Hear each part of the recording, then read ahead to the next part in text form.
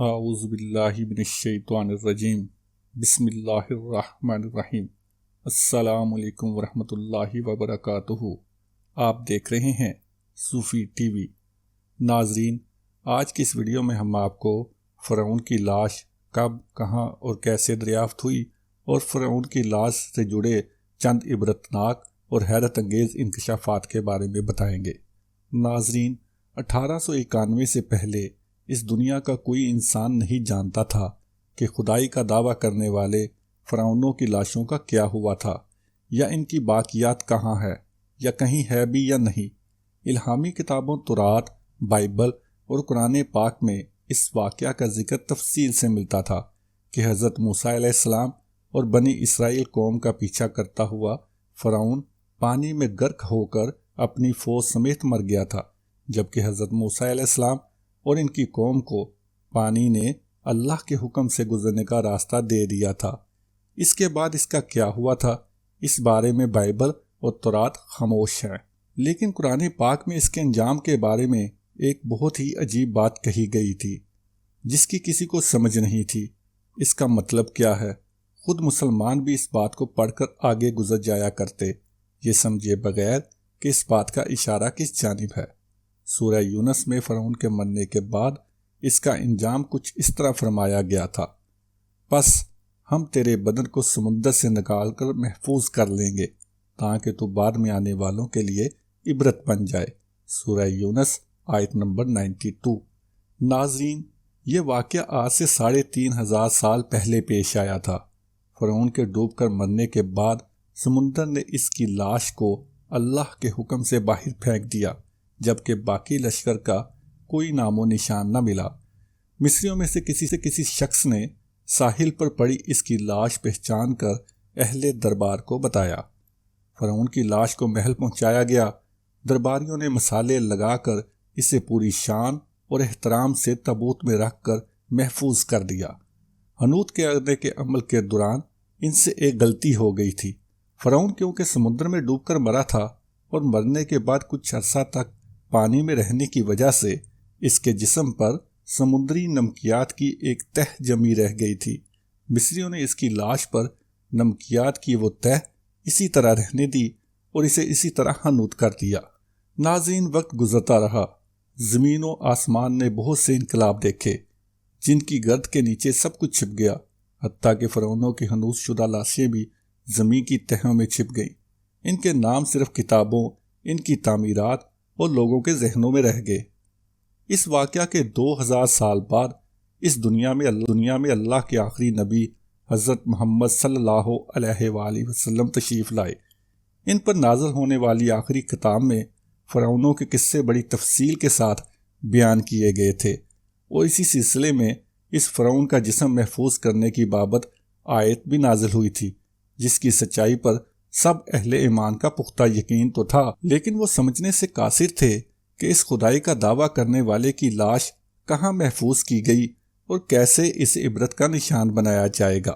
ناظرین، 1871 میں مصر کے ایک شہر الگونیا سے تعلق رکھنے والے غریب اور معمولی چور احمد عبدالرسول کو فرعونوں کی حنوط شدہ لاشوں کی طرف جانے والے خفیہ راستے تک رسائی مل گئی۔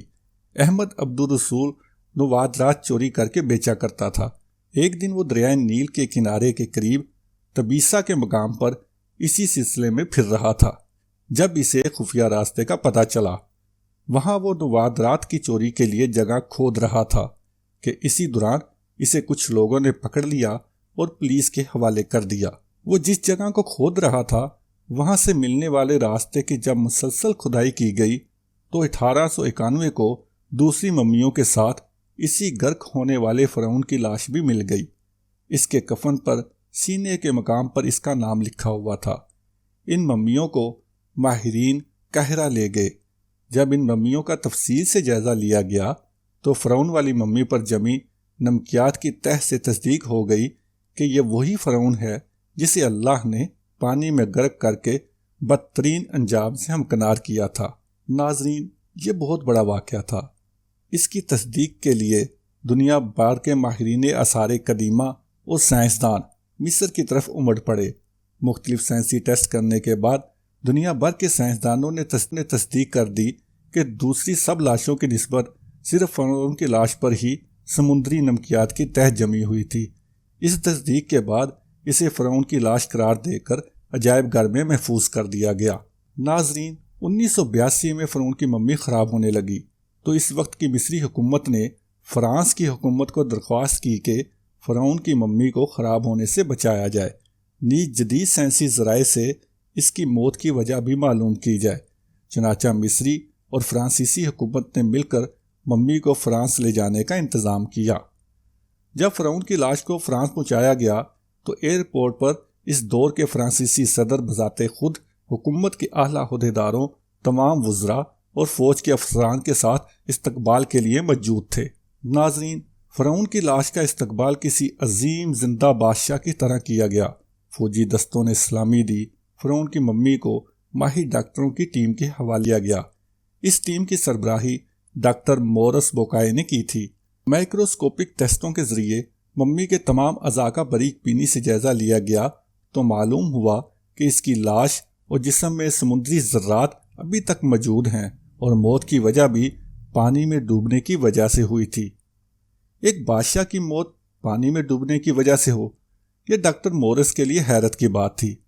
اس نے اس ممی کے بارے میں مزید جاننے کی کوشش کی تو اسے معلوم ہوا کہ اس بادشاہ کی موت کے حالات مسلمانوں کے نبی حضرت محمد صلی اللہ علیہ وآلہ وسلم پر اتری کتاب قرآن پاک میں تفصیل سے درج ہیں۔ اسے علم تھا کہ جہاں سے یہ لاش ملی ہے وہ ایک اسلامی ملک ہے، چنانچہ تجسس کے ہاتھوں مجبور ہو کر وہ مصر پہنچا۔ وہ ایک سائنسدان تھا۔ اس نے اس معاملے میں مصر کے ہی ایک سائنسدان سے ملاقات کی۔ اس سائنسدان نے قرآن پاک کھول کر اسے سورہ یونس کی آیات 90 تا 92 کا ترجمہ لفظ با لفظ سنایا۔ فرعون کا خدائی کا دعویٰ، اس کا پانی میں ڈوب کر مرنا اور پھر پانی سے نکال کر اس کی لاش کا حنوط ہو جانا اور پھر دوبارہ لاش کا ملنا اور پھر اس کی لاش کو جدید سائنسی دور میں دوبارہ محفوظ کیا جانا، سب کا اشارہ ایک جانب تھا اور بہت واضح تھا۔ بعد میں آنے والوں کے لیے عبرت کا نشان بنا دوں گا۔ ناظرین، فرعون کی لاش ایسے محفوظ کر کے دنیا کے سامنے لا کر رکھ دی گئی ہے کہ انٹرنیٹ کی ایک کلک پر رسائل و جرائد پر، ٹی وی چینلز پر اور عجائب گھر میں اربوں انسانوں کی آنکھوں کے سامنے کری اور پچ کی قابل ترس حالت میں موجود ہے۔ عبرت کے لیے، سوچنے کے لیے کہ عبادت کے لائق اور ہمیشہ رہنے والا وہی ہے جو سب کا خالق اور رازق ہے۔ ڈاکٹر مورس نے آیات کا ترجمہ سنا تو اسی وقت پکار اٹھا، اللہ سچا ہے، قرآن سچا ہے اور اللہ کا نبی حضرت محمد صلی اللہ علیہ وآلہ وسلم سچا ہے۔ کلمہ پڑھا اور مسلمان ہو گیا۔ ناظرین، امید کرتے ہیں آج کی یہ ویڈیو آپ کو پسند آئی ہوگی۔ مزید اس طرح کی ویڈیوز دیکھنے کے لیے ہمارے چینل صوفی ٹی وی کو سبسکرائب کیجئے، ہماری ویڈیوز کو لائک کیجئے، دوستوں کے ساتھ شیئر کیجئے اور نیچے کمنٹس باکس میں اپنی آراء سے ہمیں آگاہ کیجئے۔ نئی ویڈیو کے آنے تک کے